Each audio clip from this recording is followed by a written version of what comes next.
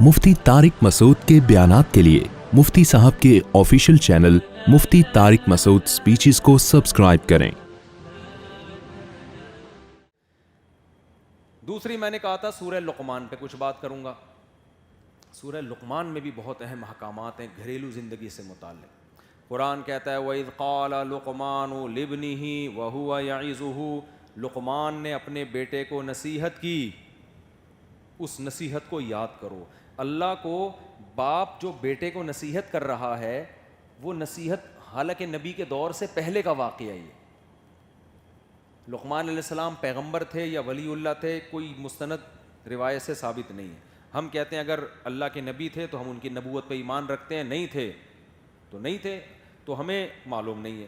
لیکن اگر ولی اللہ بھی تھے تو اپنے بیٹے کو جب نصیحت کر رہے تھے، ان کو کیا پتا تھا کہ اللہ کو میری یہ نصیحت اتنی پسند آئے گی، یہ انداز اتنا پسند آئے گا، میرا اخلاص اتنا پسند آئے گا کہ اللہ آخری نبی پر اپنی اس کتاب میں میری اس نصیحت کو نازل کر کے ہمیشہ کے لیے اس کو قرآن کا جز بنا دے گا۔ تو نصیحت بہت امپورٹنٹ تھی، اس لیے اللہ نے ذکر کی ہے۔ اس کا بھی ہماری گھریلو لائف سے تعلق ہے۔ وہ نصیحت کیا تھی؟ قرآن کہتا ہے جب لقمان نے اپنے بیٹے کو نصیحت کی، اس سے ہمیں ایک سبق ملتا ہے کہ باپ کو چاہیے کبھی کبھی بچوں کو اچھی اچھی باتیں بھی بتا دیا کریں۔ ابا گھر میں بچوں کو ٹائم دیتے ہی نہیں ہیں، بزنس، کاروبار، جاب، پیدا ہو رہے ہیں، بس ان کے ساتھ بیٹھنا، ان کی سننا، کچھ اپنی سنانا یہ ہے ہی نہیں۔ اور اگر سناتے بھی ہیں تو کیسے؟ وہ ایسے سناتے ہیں کہ جب آئے ابے پڑھا ہوا ہے، میں گیا تھا سوسوی بھی سو رہا تھا، کم وقت ابھی بھی سو رہا ہے، ٹھڈا مار کے اٹھایا اس کو، اٹھ۔ تو اس میں باپ کے لیے بھی نصیحت ہے اور بیٹے کے لیے بھی۔ قرآن کہہ رہا ہے لقمان نے اپنے بیٹے سے کہا وَهُوَ يَعِظُهُ یا بنیا، اے میرے پیارے بیٹے۔ بنیا کا مطلب اے میرے پیارے بچے، برخوردار۔ تو قرآن کہہ رہا ہے اپنی ماں، پہلی بات ثابت ہوئی باپ کو چاہیے اپنی اولاد کو نصیحت کیا کرے۔ اگر آپ نہیں کرتے تو آپ کامیاب باپ نہیں ہیں، باپ ہونے کی ذمہ داریاں پوری نہیں کر رہے۔ میرا بچے پیدا کرنے پر بیان آپ نے سنا ہوا ہے، بچوں کی تربیت پہ بیان آپ نے نہیں سنا ہوا۔ لوگ ایسا کر رہے ہوتے ہیں نا، 2 4 شادیاں کرتے ہیں، لٹکا کے چھوڑ دیتے ہیں، عدل نہیں کرتے، پھر کہتے ہیں ہم نے مفتی صاحب کا بیان سنا ہے۔ تو مفتی صاحب کے بیان میں صرف شادیاں نہیں ہیں بھائی، ان کے حقوق بھی ہیں، تو آدھا بیان لے رہے ہو آدھا نہیں لے رہے، تو یہ تو خراب ہو جائے گا نا معاملہ۔ تو آپ نے سنا ہے کہ بھئی قرآن کہتا ہے نسل زیادہ ہونی چاہیے، تو قرآن نسل زیادہ ہونے کی بھی ترغیب دے رہا ہے، ان کی پھر تربیت کی بھی۔ ایسا نہیں برساتی مینڈکوں کی طرح پیدا کر کے بس چھوڑتے جا رہے ہیں، وہ خود ہی پھدکتے پھر رہے ہیں کیچڑوں میں۔ مینڈک ایسی اسپیڈ سے بچے پیدا کرتا ہے نا، پیدا کر کے بھول جاتا ہے میرا بچہ گیا کہاں۔ ایسا ہی ہوتا ہے کہ نہیں ہوتا؟ تو ایسا نہیں ہے، نسل بڑھانی بھی ہے، ان کی تربیت کی فکر بھی کرنی ہے۔ تو قرآن کہتا ہے پہلی بات ہمیں ثابت ہوئی باپ کو چاہیے اولاد کو نصیحت کیا کرے۔ دوسری بات پتہ چلی نصیحت نرم انداز سے ہونی چاہیے، ابے تبے سے بولو نا نہیں ہے، جاتا ہی رکھ کے بچے کے چماٹ لگا دیا اور ٹھڈے مار دیے، اس کو خام خامے جو ہے نا وہ طنز اور تانے، ابے تو پیدا ہوا تھا، میں تو پہلے ہی بول رہا تھا کہ یہ جو ہے نا یہ صحیح چیز پیدا ہی نہیں ہوئی ہے۔ اس طرح کی نا ان بچوں اپنے اولاد کی دوسروں کے سامنے برائی کر رہے ہوتے ہیں، یار میرا یہ بیٹا بڑا، جب بیٹے کو پتہ چلتا ہے میرا باپ دوسروں کے سامنے میری برائی کرتا ہے تو بیٹے پہ بڑے نیگیٹو اثر پڑتا ہے اس کا۔ دوسروں کے سامنے نہ اس کی راز فاش کیا کرو، بولو بھائی ہمارے گھر کا معاملہ ہے۔ لیکن بیٹے کو یہی حکم ہے کہ باپ اگر بدتمیزی کرتا ہے تو آپ اس کا جواب نہ دیں، آپ نے احترام کرنا ہے۔ خیر قرآن کہتا ہے لقمان علیہ السلام نے کہا یا بنیا، اے میرے پیارے بچے، لا تشرک باللہ۔ نصیحت کی ابتدا کہاں سے شروع ہوتی ہے؟ ہماری ابتدا یہاں سے شروع ہوتی ہے، بیٹے اسکول ٹائم پہ جایا کرو، دکان ٹائم پہ جایا کرو۔ اے میرے پیارے بچے، یہ جو دکان ہے نا تیرے باپ کی دکان، ایک دن وہ مر جائے گا، کھائے گا کہاں سے؟ ہمارے ہاں نصیحت کس سے شروع ہوتی ہے؟ یہاں سے۔ اے میرے بچے، میں تیرا باپ ہوں، مجھ سے تمیز سے بات کیا کر، یہاں سے شروع ہوتی ہے۔ اللہ کہتے ہیں یہاں سے نہیں، سب سے پہلے انٹروڈکشن ہوگا اللہ کا۔ اللہ کی مانے گا تو آپ کی مانے گا، اللہ کو نہیں مانے گا تو پھر انگریز اللہ کو نہیں مانتے تو باپ کو مانتے ہیں؟ ابے بھائی انگریزوں کے ہاں ہیومن رائٹس ویمن رائٹس کے اتنے رٹے لگا لگا کے پہاڑے یاد کیے ہوئے انہوں نے, صبح و شام ویمن رائٹس ہیومن رائٹ پہ چیختے رہتے ہیں, ابا کو بوڑھے ہوتے ہی اولڈ ہاؤس میں جمع کرا کے آ جاتے ہیں کیونکہ خدا کو نہیں مانتے. اور ابا کے پہلے تو حقوق ختم کیے, پھر ابا ہی مارکیٹ سے شارٹ کر دیا انہوں نے. نہیں آئی بات سمجھ؟ اب جن کے ہوتے ہیں وہ فادر ڈے مناتے ہیں, جن کے نہیں ہوتے وہ کہتے ہیں صرف مدر ڈے ہی سال میں ایک دفعہ کافی ہے. اب یہ بھی ایک مسئلہ ہے کہ لوگ پوچھتے ہیں, وہاں کوئی بھی مائیکل ہوگا, پوچھیں گے آپ کے فادر ہیں, وہ کہے گا ہاں ہیں. اچھا ہمارے یہاں تو نہیں ہوتے, آپ کے یہاں ہوتے ہیں؟ اچھا آپ ہونے والے لوگوں میں سے ہیں, ان کے ہیں. یہ ایک بحث چل پڑی ہے. ہمارے یہاں ابھی تک اس طرح کی رپورٹ الحمدللہ نہیں ہے. بھائی ابا تو ہیں, تو کیا ہے, انہوں نے گاڈ کو اپنی ڈکشنری سے نکالا. جب خدا نکل گیا تو حقوق ختم. تو اگر آپ بچے کو اپنا وفادار بنانا چاہتے ہو تو سب سے پہلے اس کو اللہ سکھاؤ.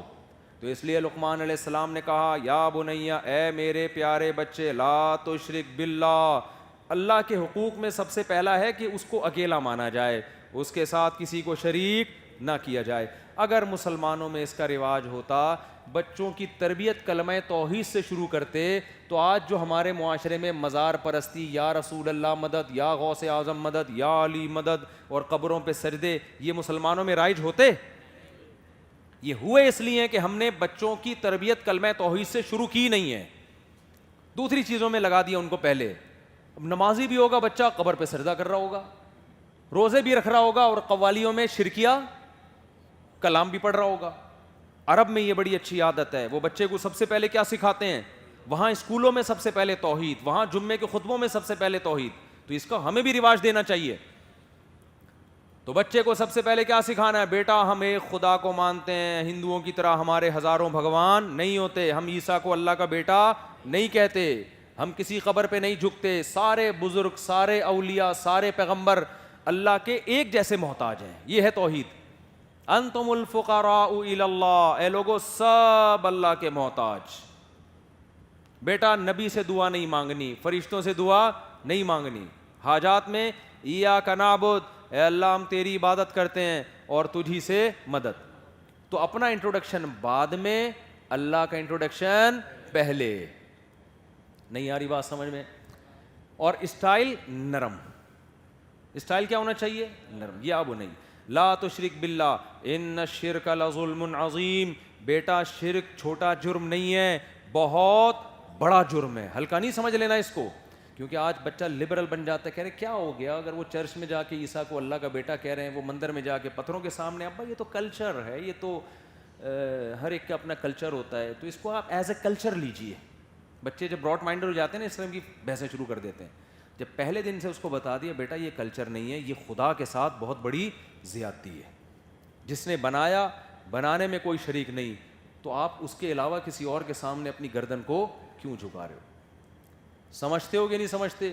دوسرا کام قرآن نے کہا وَوَصَّيْنَا الْإِنسَانَ بِوَالِدَيْهِ, اللہ کے بعد بچے کو سب سے پہلے حق سکھانا ہے باپ اور ماں کا. ماں باپ اپنے حقوق بھی بچوں کو نہیں سکھا رہے, آج کل بدتمیز بنا رہے ہیں باقاعدہ. بچے کی ہر خواہش پوری کرنا. بچہ ماں سے بدتمیزی کرتا ہے تو باپ کچھ نہیں کہتا, باپ سے بدتمیزی کرتا ہے تو ماں ہنس رہی ہوتی ہے. ہوتا ہے کہ نہیں ہوتا؟ بلکہ بعض باپ بچوں کو ماں کے خلاف ورگڑا لے ہیں, بیٹا تمہاری امی تو ہیں ہی ایسی, آج تک کبھی انہوں نے مجھے سکون نہیں دیا, ٹینشن ہی دے کے رکھی ہے. ماں بچے کو کس کے خلاف ورگلا رہی ہے؟ ابا کے خلاف. میری جب سے شادی ہوئی ہے میں آئی ہوں, تمہارے باپ نے تو بیٹا میرے ساتھ یہ زیادتی کی ہے, تو 2 تھپڑ تمہیں بھی تو لگائے گا نا, وہ تو اس کی تو عادت ہی یہی ہے. اور ابا کا تنخواہ چھپاتے ہیں یہ, بیٹا تم یہ نہ دیکھا کرو اتنے انڈے آ رہے ہیں, اتنی ڈبل روٹیاں آ رہی ہیں, تمہارے ابا کے باپ بڑی جائیدادیں ہیں, چھپا کے رکھتے ہیں. اس سے بچے کے دل میں باپ کا شکر پیدا ہوگا یا ناشکری؟ اچھا انسان کی نیچر ہے, جب اپنے حقوق خود بتاتا ہے تو دوسرے پہ زیادہ اثر نہیں ہوتا. تو پتہ چلتا ہے کہ باپ کو چاہیے وہ ماں کے حقوق بتائے, سمجھتے ہو, اور ماں کو چاہیے وہ باپ کے حقوق بتائے. اگر شوہر نے بیوی کو ڈانٹ دیا بچوں کے سامنے, تو عورت بند کمرے میں جا کے لڑ لے اس سے کہ بچوں کے سامنے نہ ڈانٹا کرے مجھے, سمجھتے ہو؟ بچوں کے سامنے یہی شو کرے کہ بھئی تمہارے والد ہیں، میرے ہسبینڈ. ڈانٹ دیا تو کیا ہو گیا بیٹا؟ اس کو عزت نفس کا مسئلہ نہ بنائیں. اس سے بچوں کے دل میں باپ کی عظمت پیدا ہو. ہاں بند کمرے میں جا کے سمجھا دیں آپ. یہ بات مجھے یہاں بھی کہہ سکتے تھے, بچوں کے سامنے ذلیل کرنے کی کیا ضرورت تھی؟ تمہاری ایسی کی یہ آٹومیٹک منہ سے نکل رہا ہے, پتہ نہیں کیوں نکل رہا ہے, اللہ خیر کرے. تو آٹو پہ بھی کچھ چیزیں ہوتی ہیں نا, کیا خیال ہے بھائی, کچھ چیزیں آٹو پہ ہو جاتی ہیں نا, وہ پھر وہ ریورس کرنی پڑتی ہیں. تو وہاں نہ کہیں, اس سے بچے کے دل میں سربراہ کا احترام نکلے گا. تو شوہر کو چاہیے, وہ بچہ بیٹی جب ماں سے چیخ چیخ کے بات کر رہی ہے تو شوہر کو چاہیے ایسے موقع پہ ٹوکے کہ تمہاری ماں ہے, اللہ نے تمہیں اس کے سامنے آواز نیچی کرنے کا حکم دیا ہے. میں نے کبھی اس سے سامنے اونچی آواز سے بات کی ہے جو تم کر رہے ہو؟ ایک مثال دے رہا ہوں, یہ بھی آٹو پہ آیا ہوا تھا, خود بخود نکل گیا. تو یعنی یہ نہیں ہوگا, ایسے واپس لے لیں اس کو. اچھا خیر, تو کہاں کا بات چل گئی؟ تو قرآن دوسرے نمبر پہ کس کا حق بیان کرتا ہے؟ والدین کا. پھر قرآن کہتا ہے لقمان علیہ السلام نے پھر اپنے بیٹے سے کہا یا بنی اقیم الصلاۃ, نماز قائم کرنا. اب تک دنیا داری شروع نہیں ہوئی, کاروبار, بزنس, دکان, اسکول ابھی آیا نہیں ہے. وہ لائیں لیکن ٹائم پہ لے کر آئیں, اس کو سب سے لاسٹ میں رکھیں. اور ہمارے ہاں وہ سب سے پہلے. جس دن بچوں کے اسکول کی چھٹی ہوتی ہے فجر کے لیے بھی نہیں اٹھتے. وہ ہوتا ہے کہ نہیں ہوتا؟ اس کا مطلب اسکول کی ویلیو فجر کی نماز سے زیادہ ہے ہماری نظر میں. تو اس کو سکھاؤ بیٹا آخرت کے لیے بنے. اسکول کی چھٹی کے ناغے کا بھی نقصان ہے لیکن نماز کا اس سے بڑا نقصان ہے. تو اس کے بعد قرآن کہہ رہا ہے یا بنی اقیم الصلاۃ یا بنی انہا ان تک مثقال حبۃ من خردل. بچوں کی عادت ہوتی ہے چھپ کے گناہ کرنے کی, تو بچے کو پہلے دن سے بتا دیا جائے بیٹا اگر کوئی تنہائی میں چپکے سے کوئی نیکی کرو گے نا, اللہ اس کو بھی نکال کے لے آئے گا. اور اگر کوئی ہلکا سا بھی گناہ کرو گے اللہ اس کو بھی نکال کے لے آئے گا. ہم 24 گھنٹے تمہاری نگرانی نہیں کر سکتے.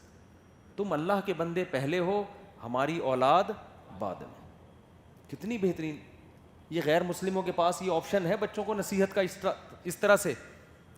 غیر مسلم کیسے سمجھائے گا چھپ کے برائی نہیں کرنا؟ بھائی اسی طرح ہے نا کہ اللہ کی نظروں سے کون اوجھل ہو سکتا ہے. تو اس کو سمجھایا جائے کہ بیٹا ہم ہر وقت نگرانی نہیں کرتے, لیکن جس کے لیے ہم نصیحت کر رہے ہیں وہ تمہیں ہر وقت دیکھتا ہے. چھوٹی سے چھوٹی نیکی بھی وہ لے آئے گا اور چھوٹی سے چھوٹی برائی بھی وہ قیامت کے دن حاضر کر دے گا. ان اللہ لطیف خبیر, بہت باخبر اور باریک بین ہے, اس کو ایک ایک پتے کے ہلنے کا بھی علم ہے. اس کے دل میں اللہ کا خوف بٹھائیں. پھر آگے نماز کی نصیحت. اقیم الصلاۃ, اے بیٹا نماز پابندی سے پڑھنی ہے. آج بڑا افسوس ہوتا ہے دینداروں کے گھروں میں بچوں کو نماز کا پابند نہیں بناتے, فکر ہی نہیں کرتے. سفر میں بھی جایا کریں, گھر میں فون کر کے بیگم سے پوچھا کریں بچے فجر کے لیے اٹھ گئے کہ نہیں اٹھ گئے. جب آپ گھر کی نگرانی چھوڑ دو گے نا تو پھر یا تو عورت بہت دیندار ہو, پھر ضرورت نہیں ہوتی, لیکن اگر عورت دینداری میں کمزور ہے تو بچے پھر بگڑ جاتے ہیں. تو آپ سفر میں بھی جاؤ فون کر کے پوچھو بھائی نماز پڑھ لی ہے کہ نہیں. آپ کے گھر والوں کو پتہ ہونا چاہیے کہ ہمارے ابا کو نماز کی جتنی فکر ہے اتنی ہماری روٹی کی بھی فکر نہیں ہے. سمجھتے ہو؟ تو بار بار یہ نگرانی کرنی ہے. تبھی قرآن حضرت اسماعیل علیہ السلام کی ایک صفت کو ہائی لائٹ کرتا ہے, وَكَانَ يَأْمُرُ أَهْلَهُ بِالصَّلَاةِ وَالزَّكَاةِ. قرآن کہتا ہے اسماعیل اللہ کے سچے پیارے پیغمبر تھے, کیوں؟ اپنے گھر والوں کو نماز اور زکوٰۃ کا حکم دیتے تھے. یعنی حکم تو سبھی دیتے ہیں, وہ بہت زیادہ اہتمام کرتے تھے گھر والے نماز پڑھ رہے ہیں کہ نہیں پڑھ رہے, اور زکوٰۃ کا مطلب صدقہ کر رہے ہیں کہ نہیں کر رہے. تو اس کا بڑا خیال کرنا ہے. آگے اللہ, جلدی سے کمپلیٹ کروں نا اس کو میں, آگے اللہ قرآن میں فرماتے ہیں کہ وَأَمُرْ بِالْمَعْرُوفِ وَانْهَ عَنِ الْمُنْكَرِ. بیٹا معاشرے میں کوئی برائی نظر آئے تو خاموش نہیں رہنا ہے, اس کے خلاف بولنا ہے. اور معاشرے میں کوئی اچھا کام کر سکتے ہو تو نیکی کو فروغ دینا ہے. ہاں اس میں اپنی استطاعت ضرور دیکھی جائے گی. وہ تو امر بالمعروف اور نہی منکر کے جو فقہی احکام ہیں ان کی رعایت, کہ بے موقع نصیحت نہ ہو, کہ نصیحت کرنے سے فائدے کے بجائے نقصان. وہ تمام احکام کو ملحوظ رکھ کے ایسا نہیں کرنا ہے کہ برائی دیکھ کے بالکل خاموش. اب سیاسی لوگ کر رہے ہوتے ہیں ایک دوسرے پہ فحش الزامات, تو اب یہ نہیں کہ علماء خاموش رہیں. جہاں زیادتی ہو رہی ہے یہ علماء کی ذمہ داری ہے وہ تنبیہ کریں کہ بھئی یہ زیادتی ہے, جو بھی جتنا آسانی سے ممکن ہو. تو آگے قرآن کہتا ہے وَأْمُرْ بِالْمَعْرُوفِ وَانْهَ عَنِ الْمُنْكَرِ, بیٹا بات ہمیشہ سچ کی کرنا زبان سے, اور برائی سے لوگوں کو اپنی استطاعت کے بقدر روکنا. آگے قرآن کہتا ہے وَاصْبِرْ عَلَىٰ مَا أَصَابَكَ, اور اس کے نتیجے میں جب ری ایکشن ہوگا تو اس پہ صبر کرنا ہے. دیکھو یہ نہیں کہا قرآن نے کہ توحید پہ چلنا, جو ری ایکشن ہوگا صبر کرنا, یہ نہیں کہا. کیوں؟ لقمان علیہ السلام توحید پرست تھے, بیٹا بھی توحید پرست تھا. جب مسلمان توحید پہ چلتا ہے آگے سے کوئی ری ایکشن نہیں ہوتا. اگر باپ بھی مسلمان ہے, ہاں کوئی غیر مسلم اسلام لائے گا تو ری ایکشن ہوگا. تو ہم اگر توحید کی بات کریں تو کوئی ری ایکشن ہوگا, لہذا صبر کی بھی ضرورت نہیں ہے. اس لیے وہاں انہوں نے صبر کا نہیں کہا. کیا ہو گیا بھائی, اگر تھک گئے ہو تو ختم کر دیتے ہیں. وہاں انہوں نے صبر کا لفظ استعمال نہیں کیا کیونکہ ابا بھی توحید پرست, خاندان بھی توحید پرست, یہاں صبر کی ضرورت ہی نہیں پڑے گی, بس توحید پہ قائم رہنا. پھر جب نماز کی بات آئی تو یہ نہیں کہا بیٹا صبر کرنا, کیونکہ نمازی گھرانے میں نماز چھوڑنا مشکل ہوتی ہے, پڑھنا مشکل. سب روزہ رکھ رہے ہو, ایک بیٹا نہیں رکھے تو سارا دن ذلت سے چرسیوں کی طرح اس کا منہ نظر آتا ہے نا, کبھی ادھر گھس کے کھا رہا ہے, کبھی بیٹھ کے نیچے گھسا ہوا ہے, کبھی واش روم میں جا کے ٹھوس رہا ہے, اور خود بھی اس کا ضمیر ملامت کر رہا ہوتا ہے کیا کر رہا ہے تو. مسلم, کیونکہ مسلم خاندان کی بات ہو رہی ہے نا. لیکن جہاں بات آئی بیٹا حق بات کرنا, برائی سے لوگوں کو روکنے کی کوشش کرنا, کہیں بھی بے اعتدالی ہو رہی ہے تو اس کو بولنا, چپ نہ بیٹھے رہنا. حالانکہ مسلم خاندان ہے لیکن یہاں کہہ رہے ہیں وَاصْبِرْ عَلَىٰ مَا أَصَابَكَ, پھر جو مصیبت پہنچے گی اس پہ صبر کرنا. کیا مطلب؟ اب سے پہلے جتنی نصیحتیں کی ہیں ان پہ پبلک کی طرف سے ری ایکشن نہیں ہوگا, لیکن جب حق بات کرو گے تو اپنے بھی خلاف ہو سکتے ہیں. یہ تو ایسا لگ رہا ہے نازل ہی آج کے بارے میں ہوئی ہے. جب آپ حق بات کرو گے نا تو بعض دفعہ آپ کے اپنے بھی, کیوں قرآن کہتا ہے بات سچی کرو اگرچہ تمہارے والدین کے خلاف جا رہی ہو. اوِل والدین والاقربین, کسی نے آپ کے باپ پہ کیس کر دیا کہ اس نے میرے پیسے چرائے ہیں, عدالت نے آپ کو گواہی کے لیے بلایا, آپ کو پتا ہے میں نے اگر کہہ دیا کہ میرے ابا نے چرائے تو ابا کو جیل ہو جائے گی. اسلام کہتا ہے آپ کو یہ بولنا پڑے گا کہ میرے ابا نے چرائے ہیں. حالانکہ ابھی تھوڑی دیر پہلے اسلام والدین کے حقوق بتا رہا ہے. تو اسلام آپ کو ماں باپ کے بارے میں بے انصافی کی اجازت نہیں دیتا, تو اپنے سیاسی لیڈر کے بارے میں بے انصافی کی اجازت کہاں سے دے دے گا؟ کیا آپ چونکہ فلاں جماعت کے ہیں, سیاسی لیڈر ہیں, لہذا جو آپ کا لیڈر دوسرے پہ الزام لگا دے آپ نے اس الزام کو سچا مان کے اس پہ وہی الزام لگانے جو آپ کے لیڈر کہہ رہے ہیں؟ یہ جائز ہوگا اسلام میں؟ آپ پی ٹی آئی کے ہیں تو اب آپ نے مسلم لیگ پہ ہر وہ الزام لگانے جو پی ٹی آئی لگا رہی ہے, جبکہ آپ کے پاس کوئی ثبوت نہیں ہے. آپ چونکہ جے یو آئی کے ہیں تو آپ نے اب جے یو آئی میں ہونے کی وجہ سے ہر وہ الزام جو اس نے پی ٹی آئی پہ لگایا آپ نے وہ لگانا ہے. اور آپ اگر پیپلز پارٹی کے ہیں اور پھڈا مسلم لیگیوں سے چل رہا ہے تو اس نے نواز شریف کو چور کہہ دیا تو آپ نے بھی چور کہنا ہے, کیونکہ زرداری نے اس کو چور کہا ہے اور بندر بھی پیچھے ہنس رہے ہیں کہ کیا کہہ دیا. ایک میمز آئی ہے, زرداری صاحب کہہ رہے ہیں جب غریب آدمی بھوکا سوتا ہے تو مجھے رونا آتا ہے, مجھے بہت افسوس ہوتا ہے غریب کو دیکھ کے. پیچھے دکھائے بندر جنگل کے, وہ بھی ہنس رہے ہیں اس بات پہ, پوری دانت کھول کھول کے نا بندر بھی. لیکن پیپلز پارٹی والے یہ کریں گے, وہ نواز شریف پہ ایسا الزام لگا, جب ابھی تو پھڈا نہیں چل رہا نا, لیکن جب چلے گا پھڈا پھر دیکھنا. اگر وہ جناب زرداری صاحب کہیں گے نواز شریف نے یہ چوری کی, بغیر تحقیق کے مان لیں گے. بھئی آپ کے پاس تحقیق نہیں ہے, آپ وہ الزام اپنے لیڈر کے کہنے پہ کسی دوسرے پہ مت لگاؤ. قرآن کہہ رہے اپنے باپ کی رعایت, ماں کی رعایت نہیں کر سکتے تو اپنے لیڈر کی رعایت کہاں سے؟ تو آپ نے ایسے موقع پہ آپ جس بھی سیاسی تنظیم کو جوائن کرو, لیکن اپنے لیڈر کے کہنے پہ بلا دلیل آپ نے کسی پہ الزام نہیں لگانا. یہ بڑا چل رہا ہے وہ چور ہے وہ کہہ رہے نہیں, وہ چور ہے وہ کہہ رہے اس نے اتنے کھا لیے, اتنے کھائے بھی ہیں, میں نہیں کہتا کہ نہیں کھائے ہیں, اس پہ تو ثابت ہو چکا ہے بہت سے لوگوں نے بہت کچھ کھایا ہے الحمدللہ. پوری اسٹیل ملیں کھا کے ان کے چمچ بھی چھوڑے نہیں ہیں. اسٹیل مل میں تو اگر ایک چمچ بھی اسٹیل کا تھا نا, وہ بھی ہمارے حکمرانوں نے الحمدللہ چھوڑا نہیں ہے.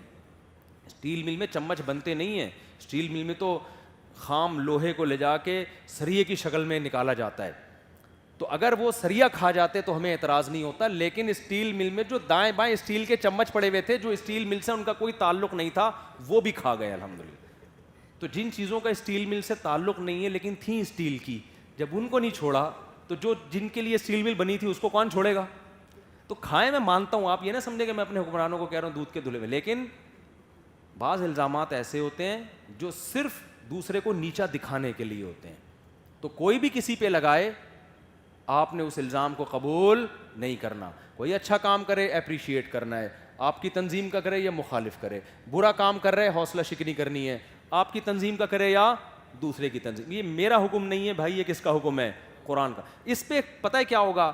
وَاصْبِرْ عَلَىٰ مَا أَصَابَكَ. جب آپ حق بات کہیں گے تو لقمان علیہ السلام کہہ رہے ہیں یہاں پبلک خاموش نہیں رہے گی, یہاں پبلک آپ کے اگینسٹ ہونا شروع ہو جائے گی. لوگ کہیں گے بک گیا, لگ رہا ہے فلاں تنظیم نے پیسے دیے ہوئے ہیں اس کو, جبھی اس کی اتنی حمایت کر رہا ہے, کھا گیا پیسے.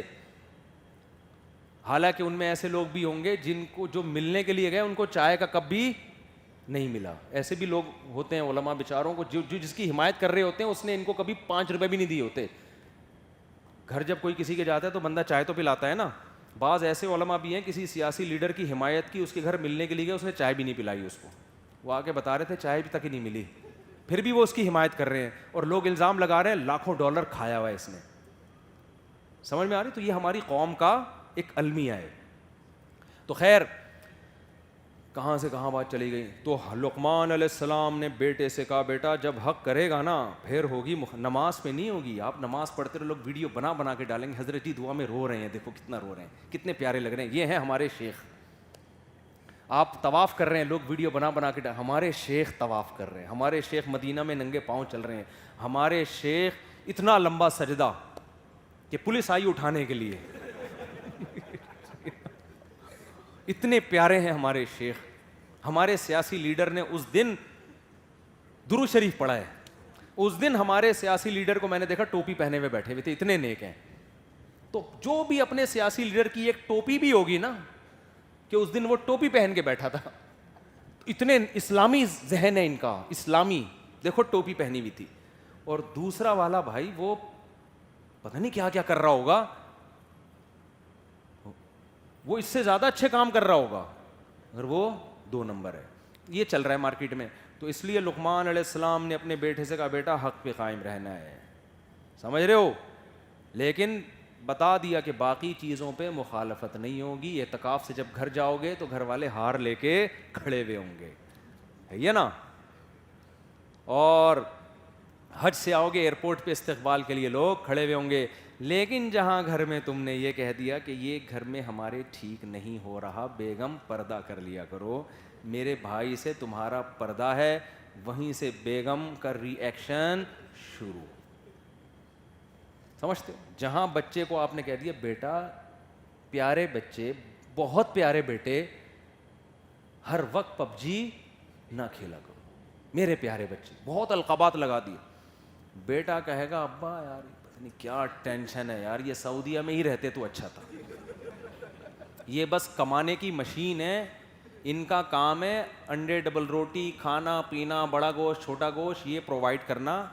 میں کہتا ہوں آج گھر میں جو باپ کی حیثیت ہے نا, وہ ایک خانسامہ ہے جس کو پیار سے ابا کہا جاتا ہے وہ کیا؟ خانسامہ. ملازم نہیں ہوتا, گیس کا بل بھی وہ دے گا, بجلی کا بل بھی وہ دے گا, اسکول کی فیسیں بھی وہ کم بخت دے گا. اب یہ کم بخت آٹو پہ آ گیا نا, کیونکہ میں دے رہا ہوں نا, تو کچھ چیزیں آٹو پہ ہیں نا, وہ آٹومیٹک نکل جاتی ہیں منہ سے. تو اور جناب وہ سب کچھ اس کا کام ہے پرووائڈ کرنا. اور جہاں 6 کے بجائے 5 انڈے لے آئے تو آپ کی خیر نہیں ہے. لیکن وہ یہ نہیں کہہ سکتا کہ یہ موبائل دے دو مجھے, میں دیکھ رہا ہوں 1 گھنٹے سے کارٹون کھیل رہے ہو تم اس میں. وہ بیگم سے یہ نہیں کہہ سکتا. میں کہہ سکتا ہوں, ایسا نہ ہو کہ یہ آٹو پہ نہیں ہے, یہ مینول پہ سوچ سمجھ کے بول رہا ہوں میں, ٹھیک ہے. وہ یہ نہیں کہہ سکتا کہ بھائی ابھی تم اپنی اماں کے گھر نہ جاؤ, ابھی میں سفر سے آیا ہوں, میں چاہتا ہوں کچھ دن تمہارے ساتھ رہوں, پھر تم چلی جانا اپنی. کتنا پیارا میاں یار, ورنہ تو میاں اس پہ خوش ہوتے ہیں اماں کے گھر جاؤ. آپ کو اتنا پیارا میاں ملا ہوا ہے جو جانے نہیں دے رہا. تو قدر کرو اس کی بات مان لو. وہ کہہ رہا تھوڑا ہاتھ ہلکا کر لو بیگم, اس دفعہ عید پہ شاپنگ تھوڑی کم کر لو, مہنگائی بہت بڑھ گئی ہے, صحیح ہے نا, بہت ڈالر اوپر چلا گیا ہے, کچھ بھی نہیں چلتی اس بیچارے کی گھر میں. جہاں آپ نے نصیحتیں شروع کر دی, نماز بیگم اب نماز پڑھ لو ٹائم پہ, یا عورت نے شوہر کو کہنا شروع کر دیا, دونوں طرف ہوتا ہے معاملہ, جہاں اچھی اچھی باتیں کرنا شروع کی تو لوگوں کے مفاد پہ زد پڑتی ہے. کبھی بیٹے کے مفاد پہ زد پڑے گی, کبھی بیٹی کے مفاد پہ زد پڑے گی, کبھی بیوی کے مفاد پہ, کبھی شوہر کے مفاد پہ. تو اب ریئیکشن شروع کے ایک مصیبت ہم نے گھر میں پال لی ہے. تو نصیحت تو آرام سے ہی کریں, خام خواہ میں مسئلہ نہ بنایا کریں, لیکن تھوڑی بھی کریں گے نا تو عموماً ریئیکشن ہوتا ہے. اس لیے لقمان علیہ السلام نے بیٹے سے کہا کہ بیٹا جب معاشرے میں خیر کو فروغ دینے کی کوشش کرو گے تو ریئیکشن ہوگا. بند کمرے میں بیٹھ کے اللہ اللہ کرو گے کوئی نہیں کہے گا, لوگ الٹا آ کے دم کروائیں گے آپ سے, جن چڑیل بھوت بھگوائیں گے آپ سے آ کے. اور آخری بات, کیونکہ وقت بہت زیادہ ہو گیا ہے, قرآن کہتا ہے وَلَا تُصَعِّرْ خَدَّكَ لِلنَّاسِ وَلَا تَمْشِ فِي الْأَرْضِ مَرَحًا. اے بیٹا جب اللہ کوئی عہدہ دے دے, دولت دے دے, پیسہ دے دے, کوئی عہدہ دے دے, آپ وزیر اعظم بن گئے, آپ علاقے کے گورنر بن گئے, یا آپ 17 گریڈ کے آفیسر بن گئے, یا ویسے ہی کوئی بزنس چل پڑا, اب ایسا نہ ہو کہ لوگوں سے رخسار کو پھیرنا شروع کر دو. ٹائم نہیں ہے میرے پاس. غریب آ جاتے ہیں رکشے والے ہر وقت. آپ کے ماموں آئے آپ سے ملنے کے لیے, جب آپ غریب تھے تو بڑے کھڑے ہو کے ملا کرتے تھے, اب جب آپ کو دولت دے دی وہ بیچارہ رکشہ چلا رہا ہے, ابے یار یہ ٹائم ویسٹ کرنے کے لیے, میرا بزنس کا ٹائم ہے, ماموں آ گئے اس ٹائم پہ. ہوتا ہے نا, آپ کا پرانا اسکول کا دوست آ گیا 5ویں کلاس کا, بنٹے کھیلتے کھیلتے اس نے ساری زندگی اسی طرح برباد کر دی. آپ پڑھے لکھے تھے, انجینئر بن گیا, 5ویں کلاس کا آپ کا پرانا کلاس فیلو آیا, آپ نے کہا آ گیا مصیبت. ٹھیک ہے نا, یہ ہے تکبر. آپ کو جب ووٹ ملا آپ وزیر اعظم بن گئے, جن لوگوں نے آپ کو سپورٹ کیا, جن لوگوں نے آپ کو اس کا ساتھ دیا یا نہیں بھی دیا, اب بڑے بڑے وعدے کیے تھے میں یہ کرا دوں گا, میں یہ کرا, اب لوگ آ رہے ہیں اور آپ منہ ادھر کر کے بیٹھے ہوئے. ایک تو ٹائم کو مینیج کرنے کے لیے منہ پھیر لینا وہ ایک الگ چیز ہے. 24 گھنٹے تو کوئی فارغ نہیں ہوتا نا, کیا خیال ہے بھائی؟ اب ایسا تو نہیں کہ لوگوں کی طرف ہی منہ کر کے بیٹھا رہے, پھر تو یہ منہ کسی اور کام کا رہے گا ہی نہیں. تو ٹائم تو بیوی بچوں کو بھی دینا ہے, کاروبار کو بھی دینا ہے, کام کو بھی دینا ہے, لیکن کچھ مینیج کر کے لوگوں کو بھی ٹائم دینا ہے, اور امیر اور غریب ہونے کی وجہ کا فرق نہیں کرنا. اچھا اس میں ایک بات سمجھ لیں, بعض علماء امیر غریب ہونے کی وجہ سے فرق نہیں کرتے, بلکہ وہ بعض دفعہ کسی بڑے آدمی کو اس لیے ٹائم دے دیتے ہیں کہ اس پہ اگر محنت کی تو یہ پورے علاقے کو سدھار دے گا, تو اس کو تکبر نہیں کہا جائے گا. سمجھتے ہیں کہ یار جیسے موسیٰ علیہ السلام ڈائریکٹ فرعون کے پاس پہنچے نا کہ بھائی اس پہ محنت کرو, یہ سیدھا ہو گیا تو پورا مصر سیدھا ہو جائے گا, تو اس کو ہم یہ نہیں کہیں گے کہ غریب آدمی کو چھوڑ کے فرعون کے پاس کیوں گئے. سمجھتے ہو, کیونکہ یہاں امیر اور غریبی کے فرق کی وجہ سے نہیں گئے, بلکہ جس کا اثر رسوخ زیادہ ہے اس پہ محنت کرنے کا فائدہ زیادہ ہوتا ہے. یہ اس بیس پہ تھا. تو تکبر کی بیس پر اگر آپ لوگوں سے منہ پھیرتے ہو تو یہ بہت برا عمل ہے. غریب امیر کو دونوں کو سینے سے لگایا کرو. سمجھتے ہو کہ نہیں سمجھتے؟ اور اپنے رشتہ داروں میں تو اس کا بڑا خیال کرنا چاہیے. آپ کے بہت شکایتیں آتی ہیں لوگوں کی, یار ہمارے کزن مالدار ہو گئے, ان کے ویزے لگ گئے باہر کے, اور پیسہ اب ہمیں پوچھتے ہی نہیں ہے. او بھائی کزن کا جو رشتہ ہے وہ امیر غریبی کی بیس پہ نہیں ہے, وہ کس بیس پہ ہے؟ وہ تو رشتہ داری کی بیس پہ ہے. آپ کے 4 چاند لگ گئے, آپ کچھ بھی ہو, اپنے غریب رشتہ داروں کو بھولنا تھوڑی ہے آپ نے. بالکل اسی طرح ہمارے بعض رشتہ دار بڑے اس لحاظ سے ہمیں اچھے لگتے ہیں کہ وہ ہم نے دیکھا وہ یہ فرق نہیں کرتے, ان کے پاس پیسہ ہو نہ ہو وہ اسی طرح مل رہے ہیں. تو یہ انسان نوٹ کرتا ہے یہ چیزیں.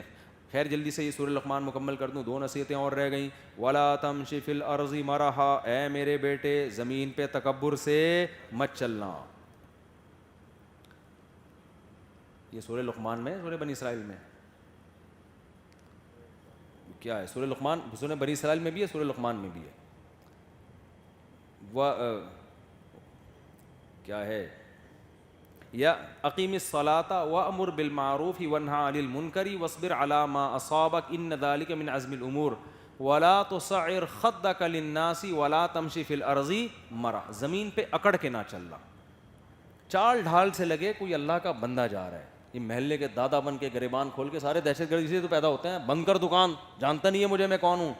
تو کوئی بھی سیاسی تنظیم اگر اس ٹائپ کی ہے جو آپ کو بدماشی سکھا رہی ہے, اس سیاسی تنظیم کو آپ نے جوائن نہیں کرنا. بہت سی ایسی تنظیمیں آئی ہیں جنہوں نے نوجوانوں کو بدماش بنا دیا علاقے کا. ایسی تنظیموں میں جاؤ جو آپ میں تواضع سکھا رہی ہیں, ایسے لوگوں کے ساتھ اٹھو بیٹھو جو آپ کو جھکنا سکھاتے ہیں.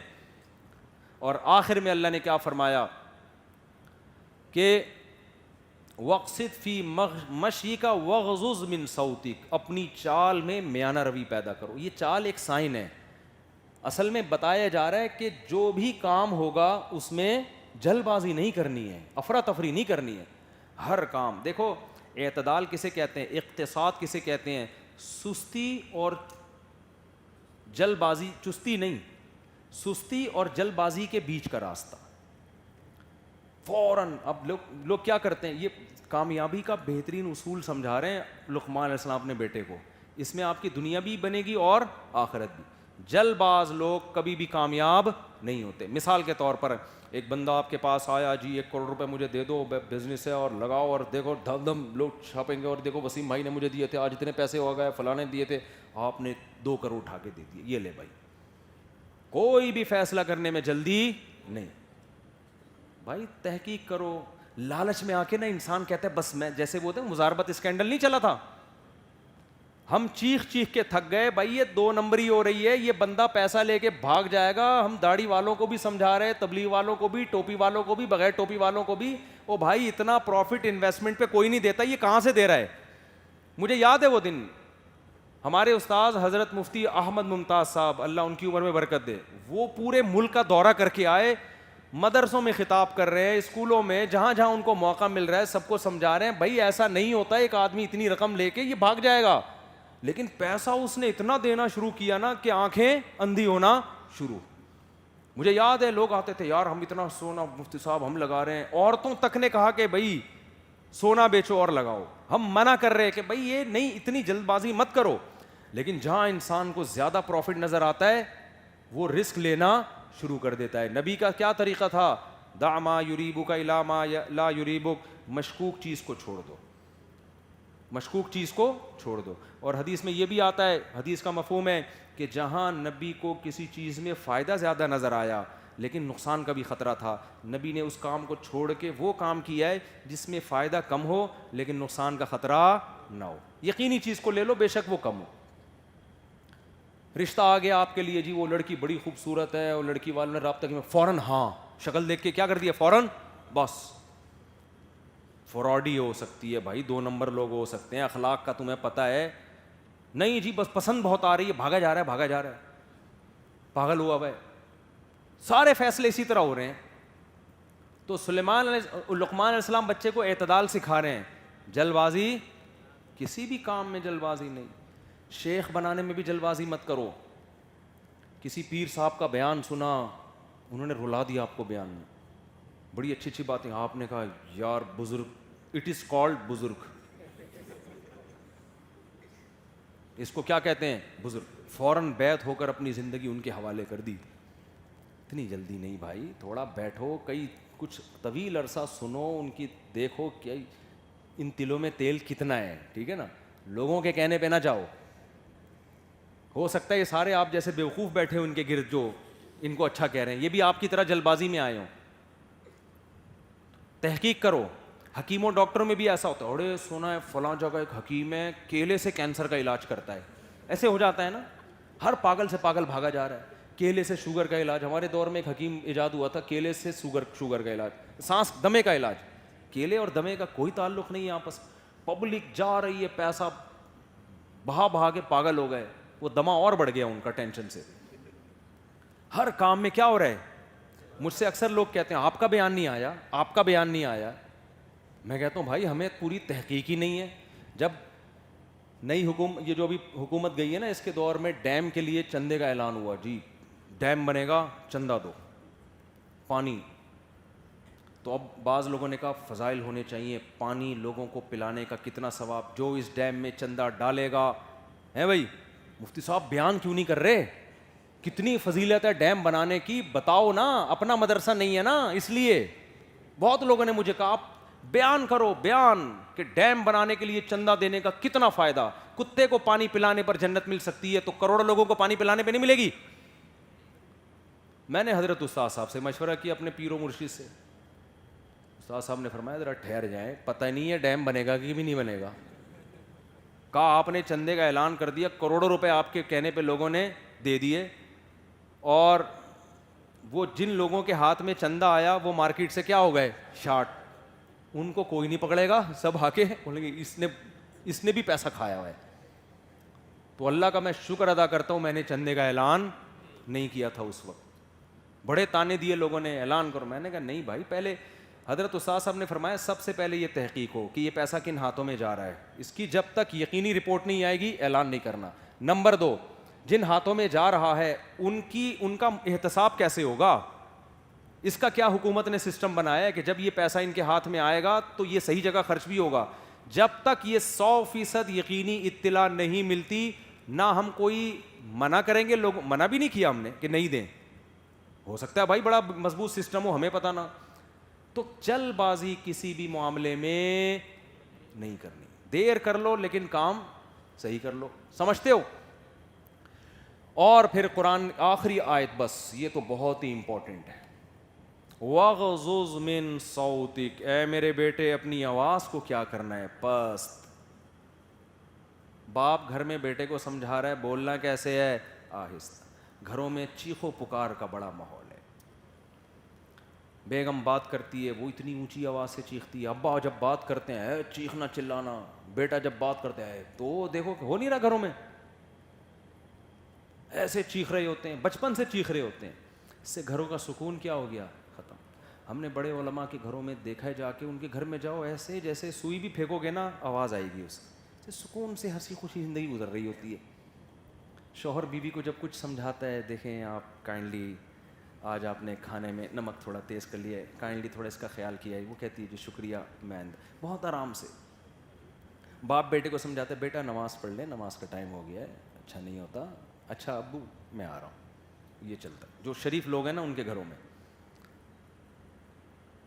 بیٹا تھوڑا دیر سے آ گئے, بیٹا آپ کہاں, باپ ایسے بول, بیٹا آپ کیوں اتنی دیر سے آ گئے, بیٹا اچھا ٹائم نہیں ہوتا آنے کا, ٹھیک ہے پاپا میں کل سے خیال کروں گا.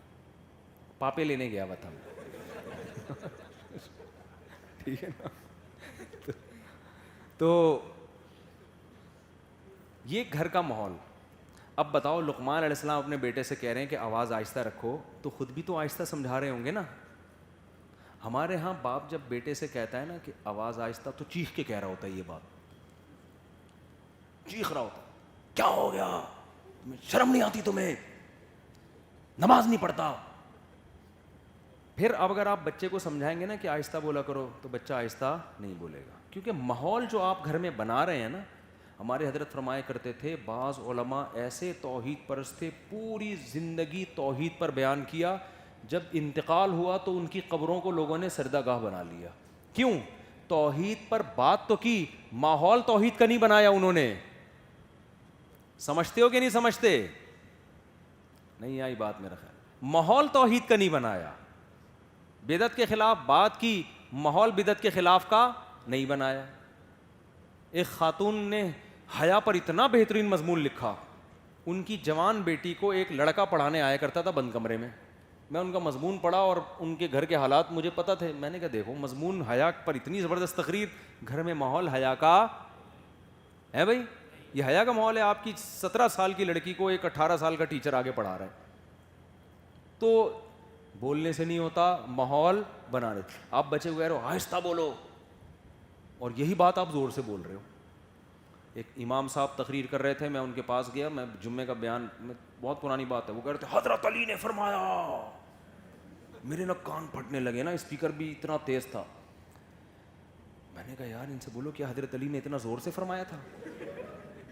جتنی آواز سے حضرت علی نے فرمایا تھا آپ بھی اسی اسٹائل سے فرما دیں. تو لقمان علیہ السلام نے کیا کہا, وَغْضُضْ مِن صَوْتِكَ, آواز کو کیا کرو بس. تو گھر میں ماحول بنائیں. کبھی کبھار تو ہو جاتا ہے, انسان ہے. آگے بڑی زبردست دلیل دی حضرت لقمان نے, فرمایا ان انکر الاصوات لصوت الحمیر, سب سے بری آواز کس کی ہے؟ گدھے کی. کیا مطلب؟ گدھے کی بات بری نہیں ہوتی, بات صحیح کرتا ہے, اسٹائل غلط ہوتا ہے. گدھے کو گھاس چاہیے, آرام سے بتا دے بھائی, جیسے بلی میاؤں میاؤں کرتی ہے, بھائی بھوک لگ رہی ہے, کچھ کہہ رہے ہیں آپ؟ اچھا, بلی میاؤں میاؤں کرتی ہے, بھوک لگتی ہے, آدمی سمجھ جاتا ہے یار اس کو پانی چاہیے. گھر میں بکری میں کرے گی, سمجھ جاتا ہے آدمی کہ اس کو گھاس چاہیے. تو گدھے کا بھی بنیادی حق ہے, اس کو بھی گھاس چاہیے. گدھے پہ آپ نے لوڈ زیادہ کر دیا, اس کو احتجاج کا پورا حق ہے. کیا خیال ہے یار بھائی صاحب, ذرا تھوڑا سریا کم رکھو یار. میں بھی گدھے ہونے کا یہ مطلب تو نہیں ہے کہ سلوک بھی گدھوں جیسا کرو میرے ساتھ.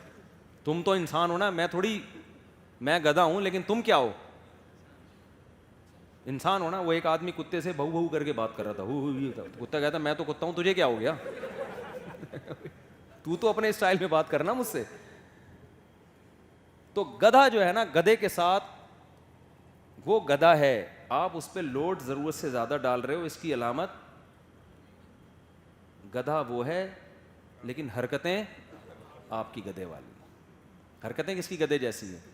وہ آپ کی گدھے والی ہیں. تو گدھے کی بات غلط نہیں ہوتی, اسٹائل کیا ہوتا ہے؟ غلط. تو ذرا سے کوئی گھاس چاہیے, پورا پھیپڑوں میں نا آکسیجن لے کے جائے گا اور پورے پریشر کے ساتھ پھر آٹو پہ ہو جاتا ہے, وہ آٹو پہ آ جاتا ہے ایک دم.